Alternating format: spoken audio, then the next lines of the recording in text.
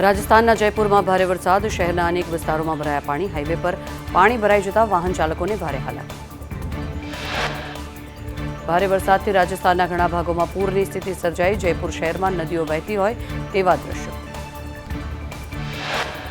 ઉત્તર પૂર્વ રાજસ્થાન પર સક્રિય થયું સાયક્લોનિક સર્ક્યુલેશન, 10 સપ્ટેમ્બરથી રાજસ્થાનને ભારે વરસાદથી રાહત મળી શકે. આંધ્રપ્રદેશ અને તેલંગાણામાં સતત વરસી રહેલા વરસાદને કારણે થઈને પૂરની સ્થિતિ વિકટ બની. ભારે વરસાદથી ડેમમાં પાણી છોડવામાં આવતા પાણી આફત બની.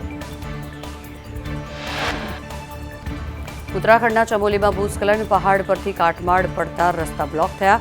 બદ્રીનાથ નેશનલ હાઈવે 7 પર કાટમાળ પથરાયો. જોશીમઠ મલારી નીતિ રોડ પણ બ્લોક થયો. રાજ્યમાં આજથી વરસાદનું જોર ઘટશે. રાજ્ય પરથી વરસાદી સિસ્ટમ દૂર થઈ રાજ્યમાં છૂટાછવાયા વરસાદની હવામાન વિભાગની આગાહી.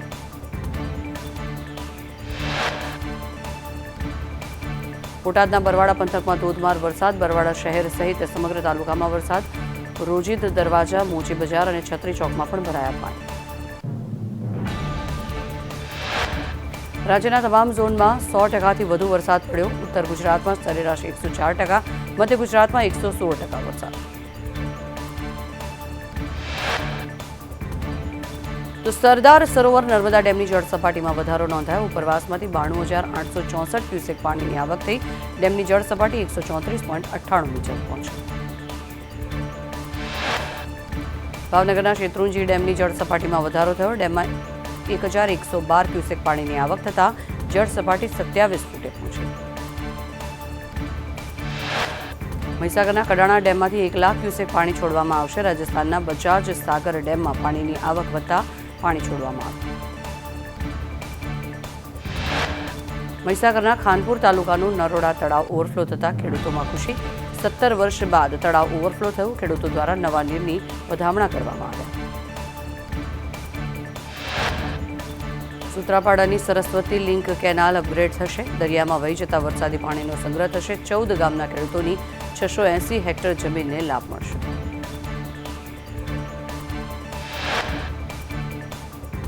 પાટણ જિલ્લામાં અવિરત વરસાદને કારણે થઈને ખેતરો જળમગ્ન થયા. ખેતરો પાણીમાં ગરકાવ થતા ખેડૂતોના પાક નિષ્ફળ. ખેડૂતોએ સર્વે કરી સરકાર પાસે સહાયની માંગ કરી. બનાસકાંઠાના મોટી ભાખર માર્ગ ઉપર વરસાદી પાણી ભરાયા. રસ્તા પર પાણી ફરી વળતા સ્થાનિકોને ભારે હાલાકી. બાળકો પાણીમાંથી ચાલીને શાળાએ જવા મજબૂર.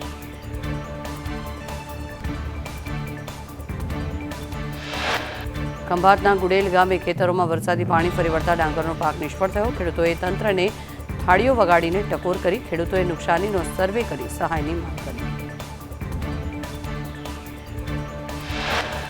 તો રાજ્યમાં અતિવૃષ્ટિના કારણે થઈને ખેતી પાકને ભારે નુકસાન થયું. 12 જિલ્લાઓના 4,000 ગામોમાં નુકસાનીનો અંદાજ.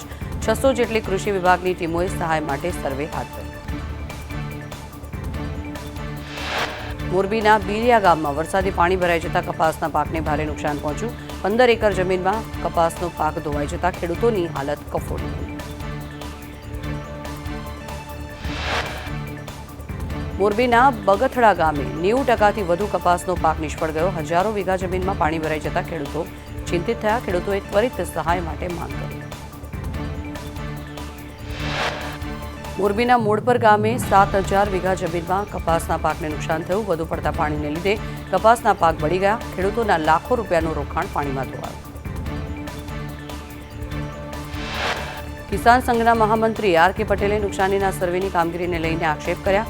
કહ્યું, સર્વેની કામગીરી ધીમી, યુદ્ધના ધોરણે સર્વે થવો જોઈએ. પેટલાદના આમોદ ગામે તળાવ ઓવરફ્લો થયું. તળાવના પાણી જાહેર માર્ગો પર ફરી વળ્યા. વરસાદના વિરામ બાદ પણ પાણી હજુ ભરાયેલા છે. બોરસદના બદલપુર ગામમાં 10 દિવસ બાદ પણ વરસાદી પાણી ઓસર્યા નથી. વિદ્યાર્થીઓ પાણીમાંથી પસાર થઈ શાળાએ જવા મજબૂર બન્યા છે. ગામના મુખ્ય માર્ગો પર પાણી ફરી વળતા સ્થાનિકોને ભારે હાલાકી. માતરના દેથલી ગામના અનેક વિસ્તારોમાં વરસાદી પાણી યથાવત. પ્રાથમિક શાળામાં પાણી ભરાઈ જતા શિક્ષણ કાર્ય બંધ કરવામાં આવ્યું. તંત્ર દ્વારા પાણી નિકાલની વ્યવસ્થા ન કરાતા સ્થાનિકોને ભારે હાલાકી. બાળના સાઠંબા ગામે ડીપ ધોવાતા અવરજવર બંધ કરવામાં આવ્યું. ડીપ તૂટતા 20 ગામના લોકોને ભારે હાલાકી.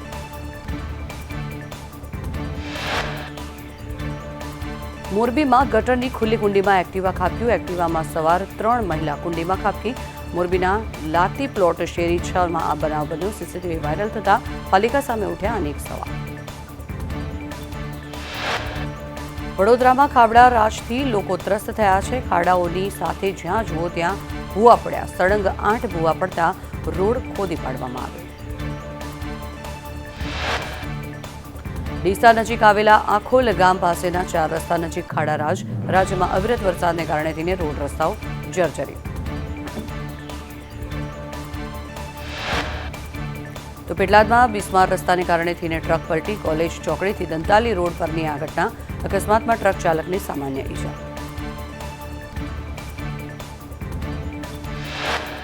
તલોદમાં રોડ રસ્તાની હાલત ખખડધજ. ભારે વરસાદ બાદ રોડ રસ્તાની દયનીય સ્થિતિ.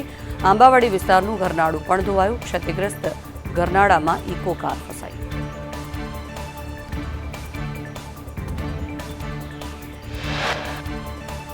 તો તલોદમાં વરસાદ બાદ ખાડાઓનું સામ્રાજ્ય. તલોદમાં ઉજેડિયા તલોદ માર્ગ, કેશરપુરા એપ્રોચ માર્ગ, સલાડપુર એપ્રોચ માર્ગ પર પણ ઠેર ઠેર ખાડારાજ.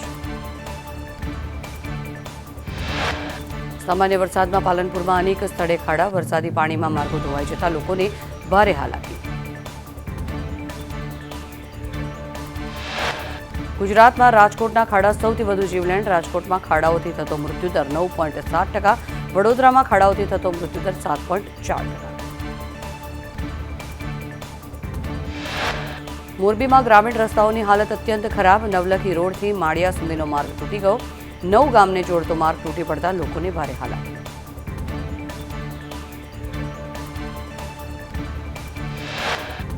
ગોંડલ માર્કેટ યાર્ડમાંથી લસણનો જથ્થો સીઝ કરવામાં આવ્યો. ઉપલેટાથી આવ્યો હતો ચાઇનીઝ લસણનો જથ્થો. ગોંડલ માર્કેટ યાર્ડમાં લસણ કેવી રીતે પહોંચ્યું તેના પર ઉઠ્યા સવાલ. ગોંડલ માર્કેટ યાર્ડમાં ચાઇનીઝ લસણ મુદ્દે કિસાન સંઘે કહ્યું કે ચાઇનીઝ લસણની તપાસ કરવી જોઈએ. કૃષિ વિભાગે તપાસ હાથ ધરવી જોઈએ. બિયારણ ક્યાંથી આવ્યું તેની તપાસ થાય. સિંગતેલ અને કપાસિયા તેલના ભાવમાં વધારો થયો. 2 દિવસમાં કપાસિયા તેલના ભાવમાં ₹70 અને સિંગતેલના ભાવમાં ₹60નો થયો વધારો. પાટણના સાંસદે તારંગા અંબાજી રેલવે ટ્રેકના ભૂમિ સંપાદનમાં ભ્રષ્ટાચાર થયાની ફરિયાદ કરી. સાંસદ ભરતસિંહ ડાભીએ રેલ મંત્રીને પત્ર લખી 3 કર્મીઓની બદલી કરવાની માંગ કરી.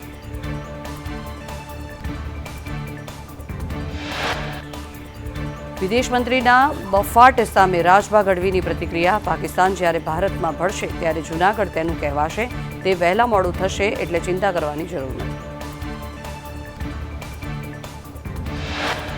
ભરૂચના મક્તમપુરમાં આવેલ યુનિવર્સિટી સ્કૂલ ગણેશ ચતુર્થીના દિવસે ચાલુ રખાતા હિન્દુ સંગઠનનો વિરોધ.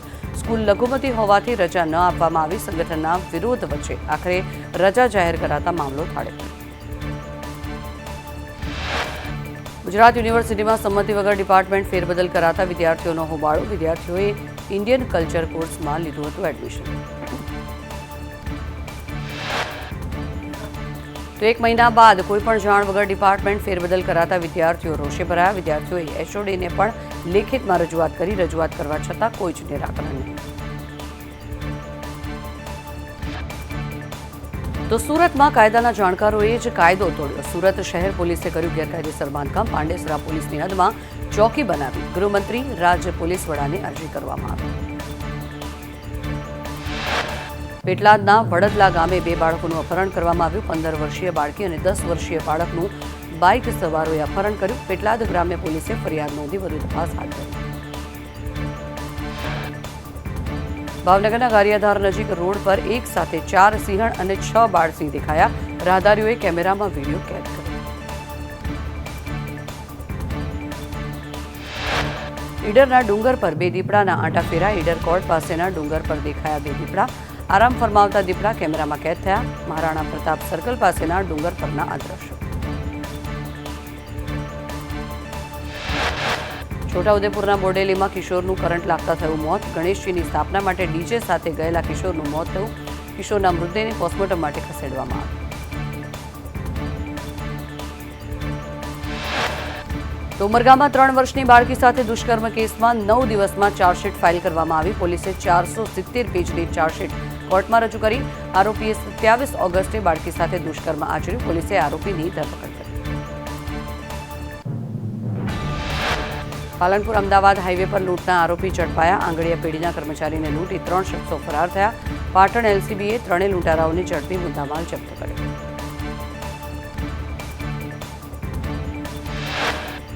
તો બોટાદમાં પોલીસ કર્મચારીઓ પર લૂંટનો આક્ષેપ. સુરેન્દ્રનગર જિલ્લા પંચાયતના સદસ્યને લૂંટનો આક્ષેપ કર્યો. 6 થી 7 પોલીસ કર્મીઓએ કાર રોકીને દંડ કર્યો હતો.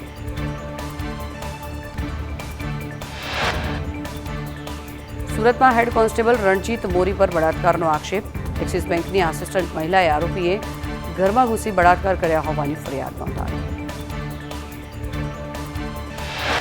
નીટ પરીક્ષા કાંડમાં સીબીઆઈએ 5 આરોપીની સ્પેશિયલ કોર્ટમાં ચાર્જશીટ રજૂ કરી. આરોપી તુષાર ભટ્ટ, વિભોર આનંદ અને આરીફ વોરાની ચાર્જશીટ કોર્ટમાં રજૂ કરાઈ. મંથલીના ગાંઠિયા ગામેથી 2 ગાયનું મારણ કરનાર દીપડો ઝડપાયો. દીપડો ઝડપાતા ગ્રામજનોએ રાહતના શ્વાસ લીધા.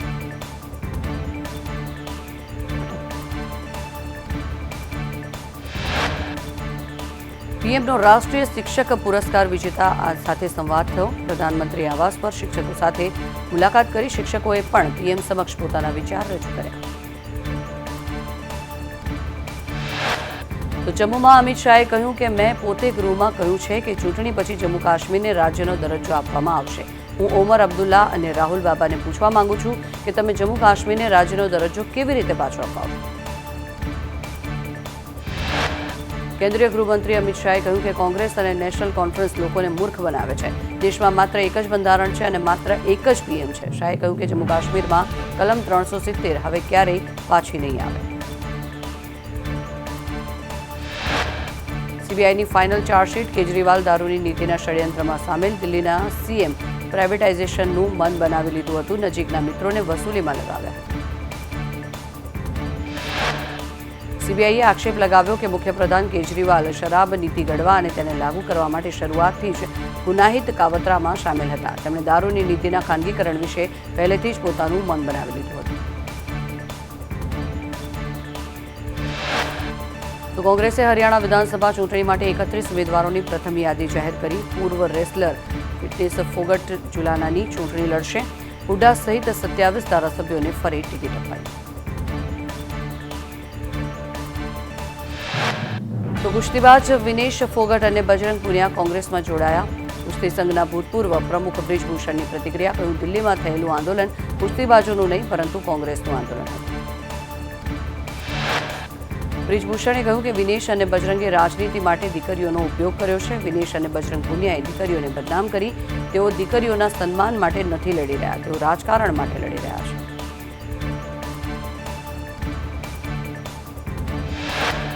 તો કોલકાતામાં ડોક્ટર સાથે રેપ વિથ મર્ડર કેસમાં ઉગ્ર વિરોધ પ્રદર્શન. પશ્ચિમ બંગાળના ડોક્ટર્સ, નર્સ અને આરોગ્ય કર્મીઓની સાથે હજારો લોકો રેલી યોજીને વિરોધ કર્યો.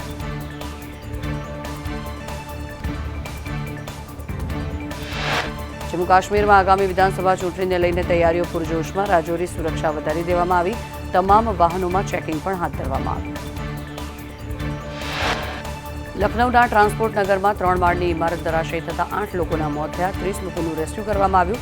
બચાવ કામગીરી પૂરજોશમાં.